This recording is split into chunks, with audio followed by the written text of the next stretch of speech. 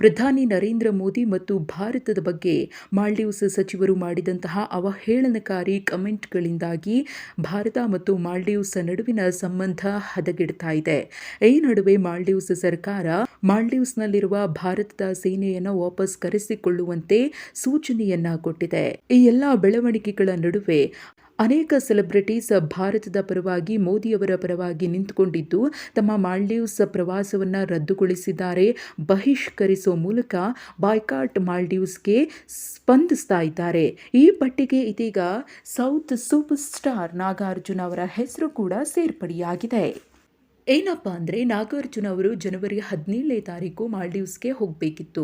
ಇದೀಗ ನಾಗಾರ್ಜುನ ಅವರು ತಮ್ಮ ಪ್ಲಾನ್ ಅನ್ನ ಚೇಂಜ್ ಮಾಡಿಕೊಂಡಿದ್ದಾರೆ. ಮಾಲ್ಡೀವ್ಸ್ ನಡೆಯನ್ನ ಖಂಡಿಸಿರುವಂತಹ ನಾಗಾರ್ಜುನ ಅವರು ಮಾಲ್ಡೀವ್ಸ್ ಬದಲಿಗೆ ಇದೀಗ ಲಕ್ಷದ್ವೀಪಕ್ಕೆ ಹೋಗೋದಕ್ಕೆ ರೆಡಿಯಾಗಿದ್ದಾರೆ. ಇನ್ನು ಈ ಬಗ್ಗೆ ಪ್ರತಿಕ್ರಿಯಿಸಿರುವಂತಹ ನಾಗಾರ್ಜುನ ಅವರು ಯಾವುದೇ ಭಯದಿಂದ ಈ ರೀತಿ ಮಾಡ್ತಿಲ್ಲ, ಆದರೆ ಕೆಲ ಮಾಲ್ಡೀವ್ಸ್ ಮಾಜಿ ಸಚಿವರು ಪ್ರಧಾನಿ ನರೇಂದ್ರ ಮೋದಿಯವರ ಬಗ್ಗೆ ಮಾಡಿದಂತಹ ಕಮೆಂಟ್ಗಳು ಸರಿಯಲ್ಲ ಅಂತ ಅಭಿಪ್ರಾಯ ವ್ಯಕ್ತಪಡಿಸಿದ್ದಾರೆ. ಮೋದಿಯವರು ನಮ್ಮ ಪ್ರಧಾನಿ, ಅವರು 1.5 ಬಿಲಿಯನ್ ಜನರನ್ನ ಮುನ್ನಡೆಸುತ್ತಿದ್ದಾರೆ. ಇಡೀ ದೇಶದ ಭಾರವನ್ನ ತಮ್ಮ ಹೆಗಲ ಮೇಲೆ ಹೊತ್ತುಕೊಂಡಿದ್ದಾರೆ. ಪ್ರತಿಕ್ರಿಯೆಗೆ ಕೆಲವು ಪ್ರತಿಕ್ರಿಯೆ ಇರುತ್ತೆ.